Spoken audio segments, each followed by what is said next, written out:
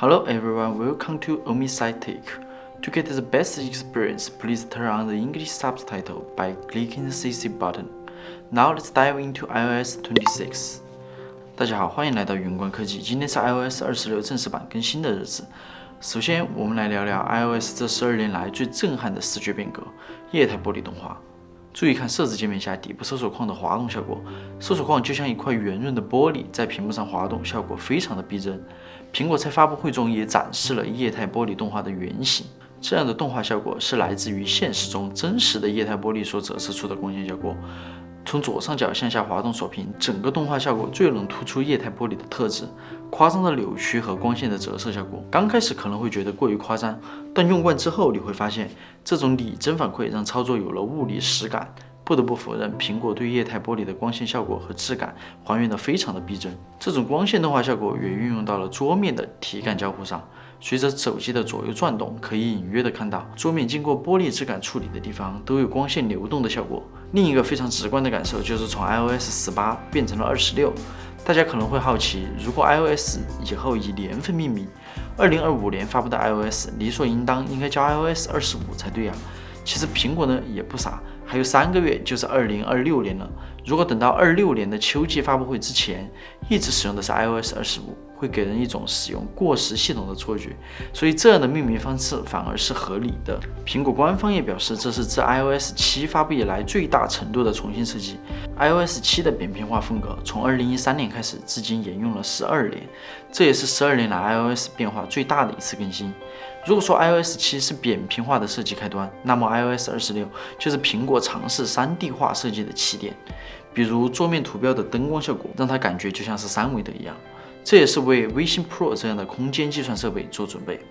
例如，照片中加入了空间场景这样的功能，只要照片中有清晰的主体和背景，点击右上方的空间场景，就会开始扫描并处理该照片。随后 iPhone 就会分离主体和背景，生成一张响应式的 3D 图像，从而将主体与背景分离。你可以通过移动手机从不同的角度看到主体后面的背景，这也是我个人最喜欢的升级之一。不得不说，这个创意真的很棒。iOS 26也将照片 App 简化成了图库和精选集2大板块。相比于之前稍显混乱的界面，这次更新后有了一定程度的改善。在精选集页面中，你甚至可以重新调整不同分类的排序。接下来我们聊聊桌面的变化。长按桌面的空白处，点击左上方的编辑，再点击自定义，即可根据自己的审美去选择适合的主题图标。例如透明主题图标，所有图标都会重绘为白底线性设计，每一个图标都非常的统一，也不会出现安卓系统那样偶尔会漏掉一个的情况。甚至第三方 App 的图标也可以完美的适配，甚至连设置 App 中的各种图标也可以实现相应的适配。尽管全都是透明纯色的图标，苹果也考虑到了照片 App 小组件的特殊性。如果想要将小组件中的照片变成彩色的，只需要长按图标，点击编辑小组件，打开 Always Display in Full Color 的开关，这样小组件即可恢复正常的色彩显示。更有意思的是，现在甚至可以隐藏 App 的图标名称。隐藏 App 名称后，界面极度清爽，图标也因此变得更大。也许这就是所谓的 Less is more。对了，我大概花了10分钟才找到没有文字标签的健康 App。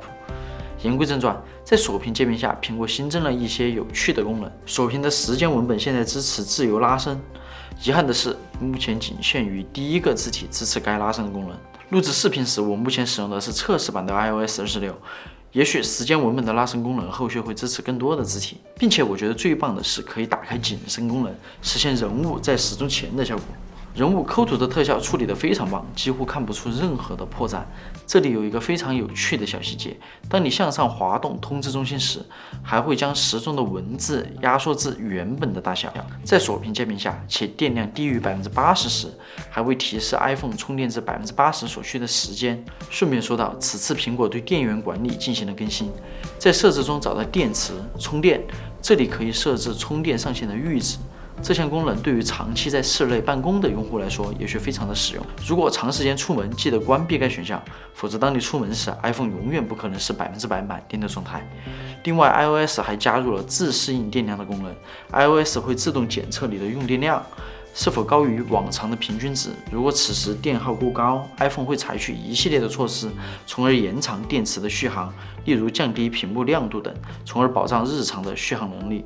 令人惊讶的是，苹果完全重新设计了相机 App， 现在界面变得更加的简洁了，甚至底部只有2个拍摄模式按键。如果想要切换到其他模式，长按下方的按键之后，其他更多的拍摄模式才会显示出来。此时左右滑动就可以完成切换。这种隐藏式按键的设计虽然简洁，你很难看到其他所有的拍摄模式，并没有之前的界面那么直观了。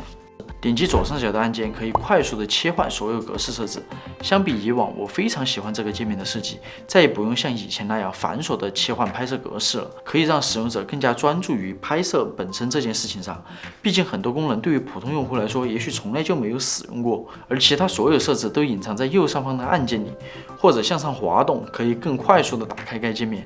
这种分类隐藏的设计虽然需要一定的时间去适应，但我认为会比之前更加的美观且实用。iOS 不仅更新了相机 App， 现在录屏功能也支持了 HDR 录制的功能，这对于录制 iPhone 的 HDR 内容非常的有帮助，甚至还支持了 CarPlay 的截屏功能。本次系统更新对于使用 Apple Music 的用户来说是一个非常值得庆祝的好消息。由于底部导航栏拥有了更大的空间，你现在可以将播放列表和专辑做置顶处理，最多提供了6个位置可以使用。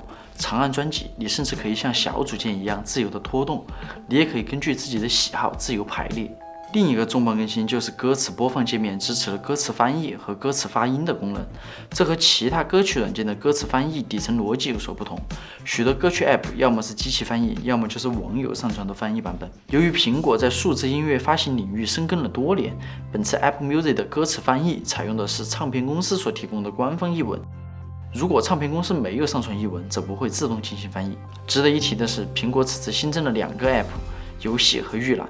这里我想重点分享预览这个 App。预览 App 有点类似于 macOS 上的预览，可以通过这个 App 打开 PDF、电子书等格式的文档。值得一提的是，其中内置了扫描文档的功能。用 iPhone 拍摄完成后，系统会自动帮你处理成4边平行的画面，方便后续阅读和查看。点按 Filter 按键可以选择扫描后所需的滤镜，如果扫描文字则不需要色彩，可以选择 Black and White， 从而增强画面的可阅读性。现在来谈谈我对 iOS 26的总体看法。要真正理解 iOS 26的走向和未来的发展，我们需要了解 iOS 的起点。回想一下 iOS 1到6，每个图标、每种纹理都意在模仿现实世界。Notes 应用看起来像黄色的法律便签本，甚至还有仿皮革缝线。Game Center 有一个赌场粘桌背景，核心就是营造熟悉感。但在2013年 iOS 7发布了，可以说是一场彻底的革命。Genevieve 推动了扁平化设计，纹理消失了，取而代之的是简洁的线条和大胆的色彩。这12年来，这种扁平化设计的语言定义了苹果。但现在随着 iOS 26的发布，向空间化设计的转变，这不是要回到拟物化，而是要向前进入一个新的纬度。